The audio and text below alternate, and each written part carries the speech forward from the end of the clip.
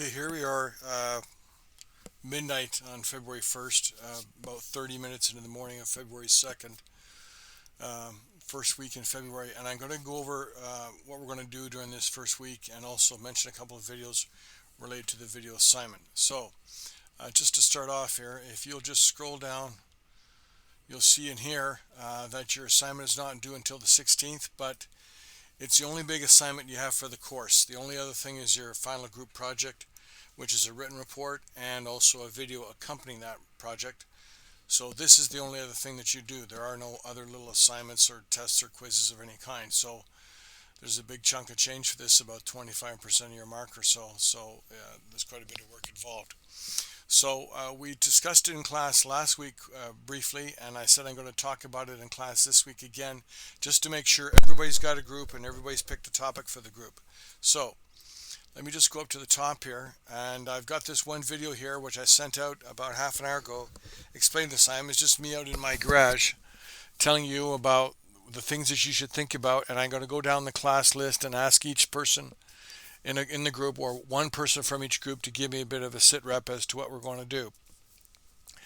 Then this video here, which is going in this little spot, is going to talk about the several different topics we're going to discuss in the cultural environment and geography for the first week or two in February. So that's the purpose for this right now, because there may be some things that I have to do on Tuesday and Wednesday that won't allow me to be there for the full class. So first of all, we'll get into discussion of the cultural environment. I really like this picture. It's kind of simple, but it shows how sometimes people could look at the exact same thing and have two different complete opinions, and that's one of the challenges of the cultural environment these days. So this little section talks about social cultural considerations when you're selling industrial products or consumer products, and some of the things you have to think about and reflect upon. So you can go through that. Then I want you to read this little story here about translation problems, because it's very, very interesting how sometimes you can end up with very bad situations. And this one here about diaspora. Now this is another one of those vocabulary building words. I want you to read about what a diaspora is and find out about it. And then look at all the different cultures here that we've got. And I also want to think of how you can update these. We started putting in videos a couple of years ago. Maybe you can add some in for some of the different cultures to update that. And I don't want you to cut and paste something out of Wikipedia. The reason I want this done is because I want students in my class to say, this is what it's like in Vietnam in 2020, or this is what it's like in Venezuela, or this is what it's like in North Africa or Morocco or someplace. The key thing is it's my students reporting on the countries that they're from. It's not a Wikipedia page or BBC or US News or anything like that. Just the real interesting things from the front that you need to know about these different cultures. All right. Then we get into a little bit of a discussion about Hofstede and the four different ways of looking at a society based on uncertainty, avoidance, power distance, masculine, feminine, individualism. And this is kind of a little bit of theory, but it's very interesting to know this, and this is why it sort of comes up. This thing here I commented about Canada-US differences mentions Hofstede and uncertainty, avoidance, and the way you look at countries from that perspective. Okay, then world map. So there's three videos here, me talking about the world and space and geography, and I really want you to watch all of this one, because it's very interesting what I tell you about North American history and where people came from. It has a big explanation of why Americans are so big yet not as effective as Canadians. And this one talks about North America versus Europe differences, some population numbers there that you might not be aware of. And then this one talks about the whole world population map, some of the balances and imbalances between the different countries, right?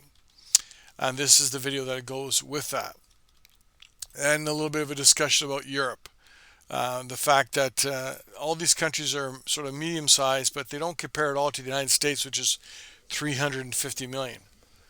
So there's some numbers there that are easy to remember, but it really helps you out. And then we'll also talk briefly about the fact that there aren't many countries in the world that have a population over 300 million. There's just China and India, which are both 1 billion.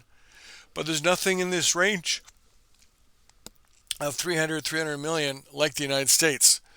Indonesia, Brazil, and Pakistan have large populations, but they certainly don't have an economy like the United States. So the reason why the United States is so powerful is because it's the biggest country in the world with the biggest number of consumers.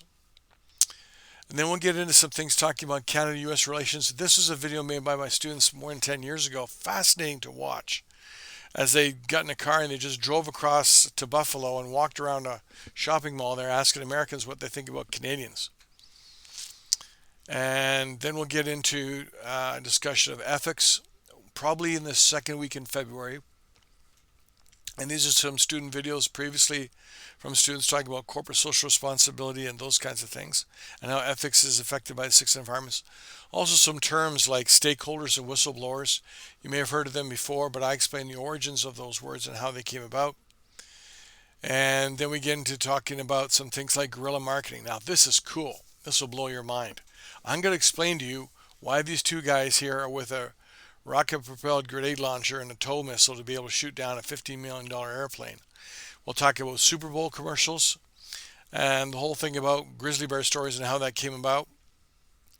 And then later on, we'll get into some theory about the different types of orientations for international business, and that's basically the month of March. Then we got the break the last week. So that's what we're going to do for those first 2 weeks of March, and that's not too much reading. If you do it, you'll be able to contribute to the conversations. Very good. Thank you for your time, and I look forward to talking to you tomorrow.